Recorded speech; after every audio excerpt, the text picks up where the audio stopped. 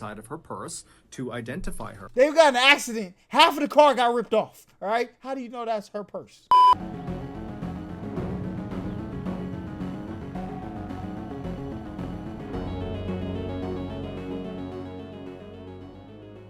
On Wednesday, April 26, 2006, a bright, beautiful, outgoing 18-year-old named Whitney Sarek began making her way across her campus towards her lecture hall where she had a class that morning.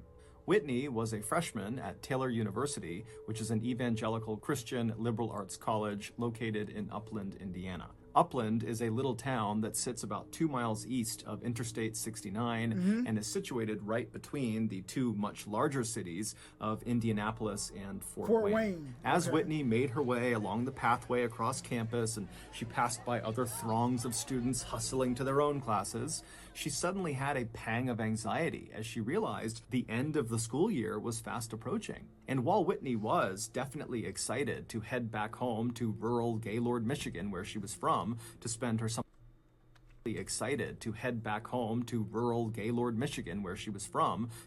summer vacation, she was also kind of bummed. That's the name of the city?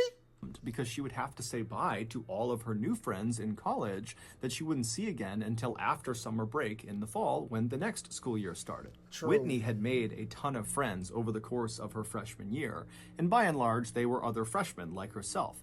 But she did have a few friends that were upperclassmen, because early in Whitney's collegiate career, she had discovered that upperclassmen were just as friendly as freshmen, and they came with the bonus of lots of experience and expertise. And if you just asked them for guidance or advice, they'd be happy to give it to you. Huh, what you mean by that? Mr. Ballin, what you mean by that, huh? And so over the course of the school year, anytime Whitney had an opportunity to interact with or be around upperclassmen, she would take it, thinking, maybe I can learn something. And in fact, that morning, as Whitney was making her way across campus, she saw a sign that was asking for students to volunteer to the next day head out to this banquet hall to set up this big banquet for the school's new incoming president. And so when Whitney walked over to the table and asked the people what this was all about, she would learn that the majority of the people that had signed up to be volunteers so far were upperclassmen. And so as soon as she heard that, Whitney was quick to write her name down as well. The rest of the day would go completely as normal for Whitney. She would go to her classes, she would study, she would meet up with friends, and then eventually in the evening, she would make her way back to her dorm room where she would go to sleep. Little did she know, when she put her head down on the pillow that night, she was within 24 hours of her life changing in the most drastic way imaginable. All right, he said life changing, not life ending. So hopefully Whitney make it out alive. Imaginable. Right? The following morning, Whitney got up early, she took a shower, she brushed her teeth, and then she spent quite a while just staring at her wardrobe, debating which outfit she was going to wear, and then finally she chose the one she wanted and she got dressed. Whitney was not vain, but she knew the whole day would be spent around upperclassmen and university staff, and so she wanted to look her best. On her way towards her door to leave, Whitney would stop and look in her mirror one last time to make sure she looked okay, and in this fleeting moment, as she's looking herself up and down, she couldn't help but feel a justifiable sense of pride in this woman looking back at her. She had gotten into a great college, she had moved hundreds of miles from home and lived alone by herself for the first time, and her grades all year had been excellent. And so as Whitney looking at herself, she thought to herself, you know what? I'm doing pretty good. Whitney's gaze would move from her reflection up to the clock on the wall, and she would see she was running late. And so she quickly grabbed her jacket, she threw it over her shoulder, and she went out the door. When Whitney arrived at the meeting spot in the parking lot nearby, she saw there was a group of what looked like students standing around a university van. And so Whitney walked up to them, and sure enough, this was the group of volunteers. It consisted of 7 other Taylor students, most of which were seniors, and 1 university staff member. And so Whitney didn't know any of them, and so she quickly introduced herself, everyone said hi, and then because Whitney was the last person they were waiting on, very quickly after she arrived, they were kind of ushered into the van, and then the van pulled out of the parking lot and began heading north towards Fort Wayne. Fort Wayne was where the banquet hall was. It was located about an hour north.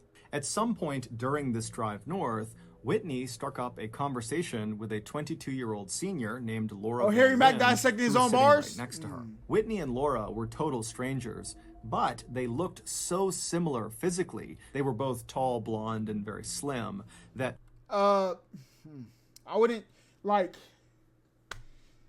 I don't think they look alike. Y'all let me know if y'all think they look alike. When they first got onto the van, one of the other volunteers actually asked them if they were related. But it wasn't just physical similarities that Laura and Whitney shared. Once they got to talking, Whitney would learn that Laura had also grown up in a small rural Michigan town.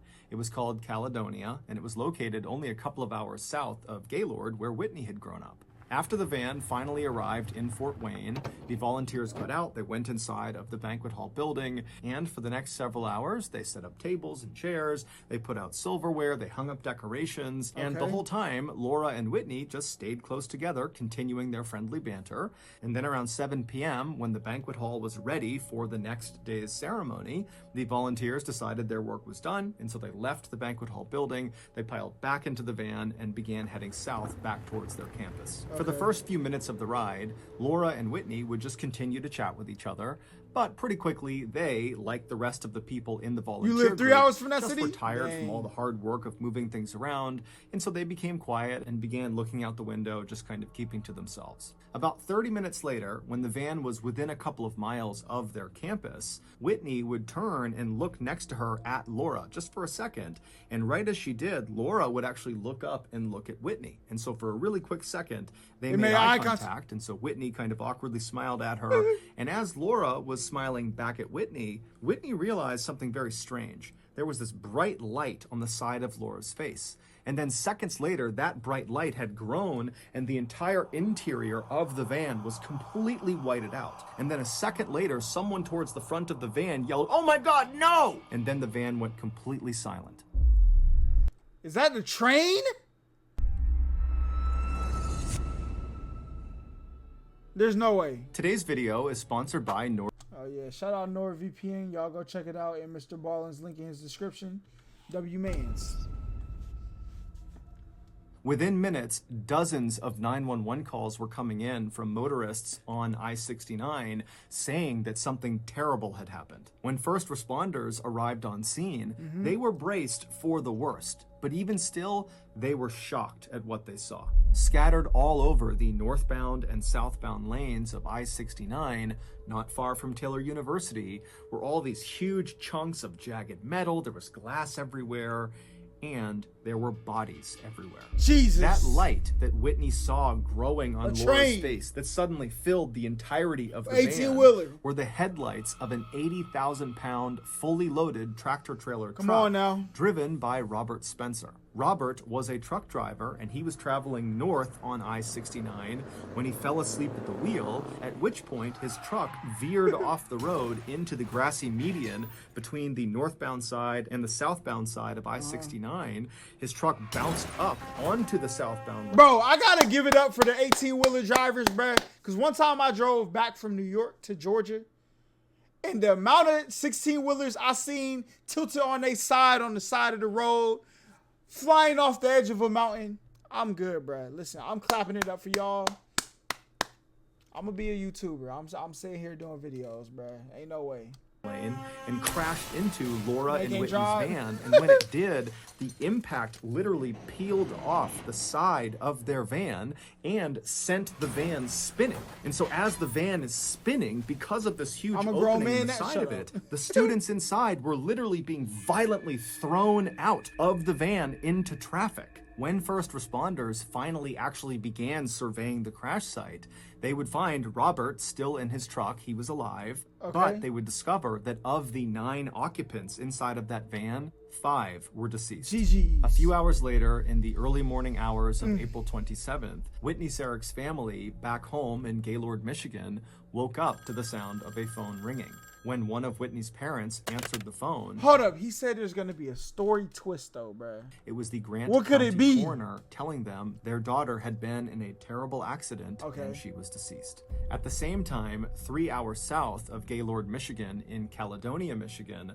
the Van Ryn family also was woken up in the middle of the night to a phone call, except the call they got was that their daughter Laura had been in that same crash, But survived. but she had survived, Yeah. although she was in critical condition. In the days that followed, the Sarek family had Whitney's body transported to Gaylord. They're gonna switch. They're gonna switch. There's no way. There's no way. See? Come on, bro. Look, they called the wrong person. All right, Laura actually died. Whitney is still alive. Come on now. Come on, Mr. Ballin. You said too much at the beginning. He said it was one of the craziest plot twists. Only thing he even said earlier, they looked alike. They thought they would. Come on, bro. What are we doing? What are we doing? And then they began to plan for her funeral.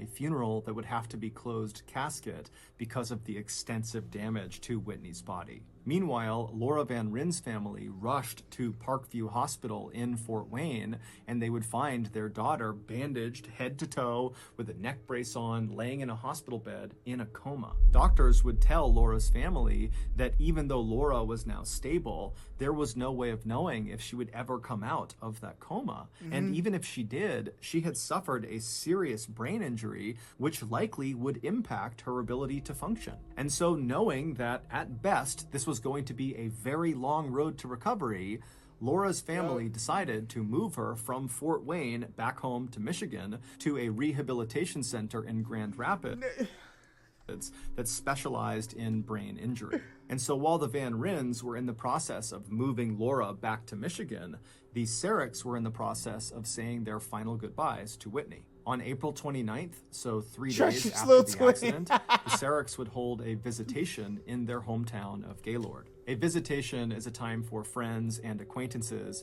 to come together and pay respects and offer condolences to the people that the deceased have left behind. For Whitney's visitation, more than 1,400 people attended, which was nearly half of Gaylord's total population. The following day, on April 30th, Whitney was buried. At the same time, Laura's family, who had 1987 been taking turns keeping a 24-hour bedside vigil with Laura in the Grand Rapids facility, were given some incredible news. Based on brain scans, it looked very much like Laura would wake up from her coma. Laura, over the next couple of weeks. At the beginning, he said Whitney's life would change forever. All right? Come on now. Whitney's still alive. Who are they fooling, bro? Laura remained comatose, but her body would slowly begin to heal, and all signs seemed to be pointing towards her eventually making a recovery. And then on Tuesday, May 16th, so 20 days after the accident, Laura woke up from her coma. And amazingly, at first, it seemed like her brain was functioning the way it should be. The family could not believe their luck. This was a miracle. Over the next few days, Laura would slowly regain her strength to the point where she could move some limbs and she could sit up in her bed. And then as for her cognitive function, it seemed like she was making strides, but then she would do something that would make doctors and her family and everybody around her start to question if her brain really was okay. On Monday, May 22nd, so 1 week after Laura had woken up from her coma, she was sitting in her hospital bed with her physical therapist right next to her, and her family was in the room as well. And at some point, her physical therapist handed Laura a pencil, and then she put a pad of paper in front of her. And then the therapist told Laura to write a word down that was very specific. It was a word that Laura should know well, and a word that Laura should be able to spell. Her last name. And so after Laura kind of gave a nod, saying she understood the assignment, Laura took the pencil and very awkwardly and painstakingly wrote out a word. But when she was done, and the therapist looked at what she had written, it was wrong. It didn't make any sense. And so she asked Laura to do it again. And so Laura, with even more determination, would try to write this word. And once again, she wrote the same word, the same incorrect word. And so it was at this point that the therapist and the onlooking family started to realize that, her injury to her brain might be more extensive than we thought. However, as everyone in that room would soon find out, that was not the case. There was something much, much bigger going on. Come on now. Back on April 26th, just minutes after the car accident, first responders began moving about the crash site to figure out who was deceased and who was still alive. Okay. When they found Laura, she was barely clinging to life on the side of the road, and so they rushed over to her. They put her on a stretcher along with her purse, which contained her driver's license. They put that all together, they put her on an ambulance, and they sent her to the hospital. Once Laura arrived at the hospital, doctors would use her driver's license in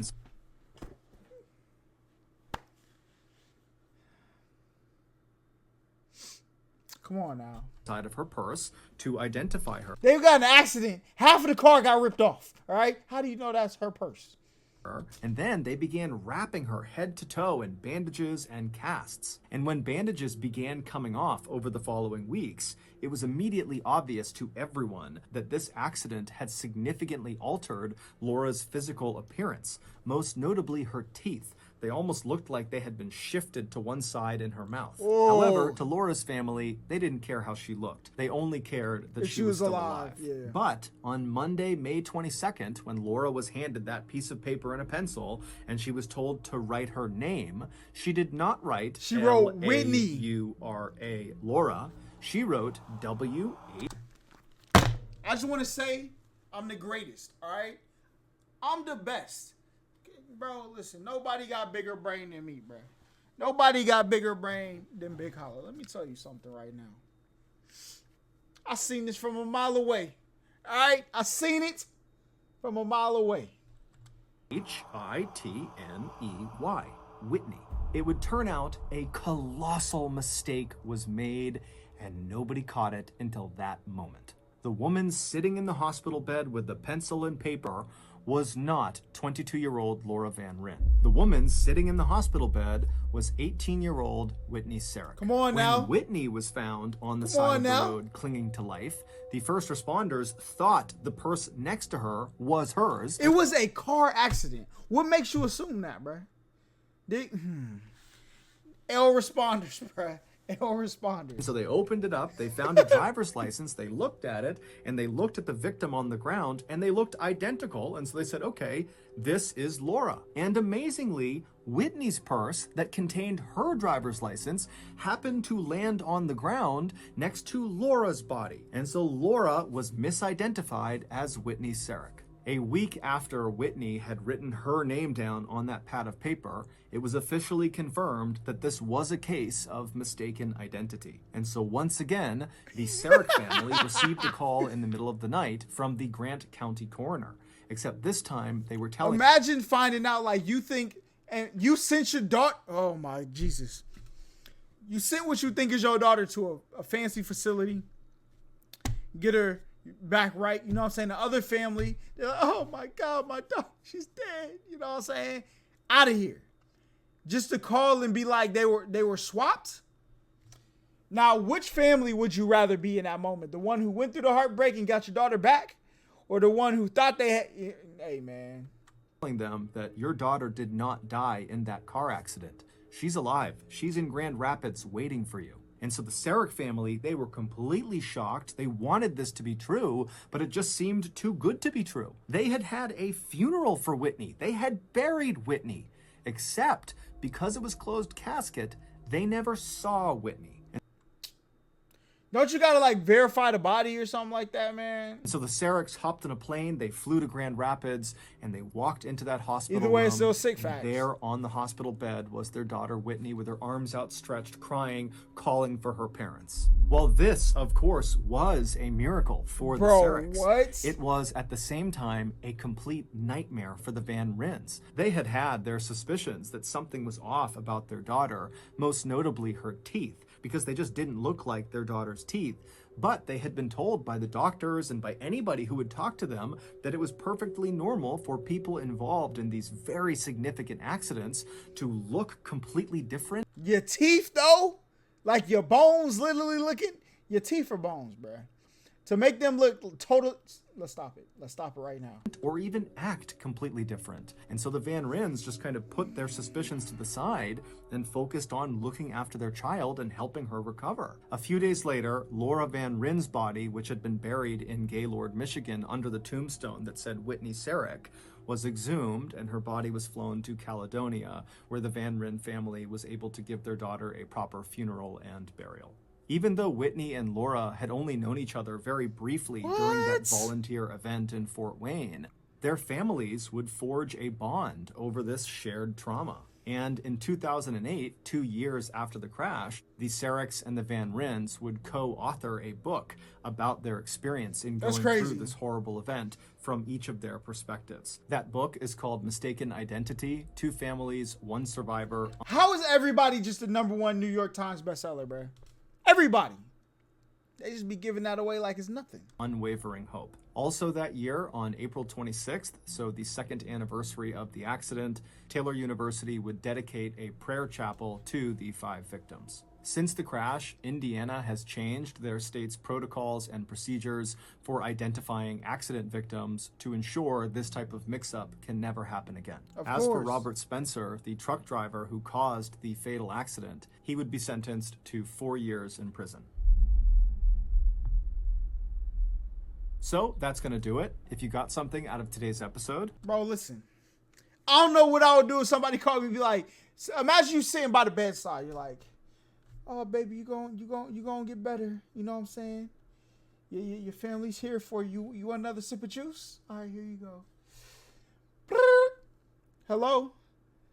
Excuse me, ma'am. I just want to say the lady that you're at the hospital with, that is not your daughter. Your daughter is actually in a casket in the ground in Gaylord, Michigan. Sir, what do you mean? My daughter's in a casket. She's right here in front of you. Oh, no, that's actually the other girl that was in the car. I don't know what I would do, bro. 4 years, he killed 5 people, but it was an accident, though, wasn't it? I don't know. Like, it wasn't his fault. Hey, listen, man. Unfortunate events.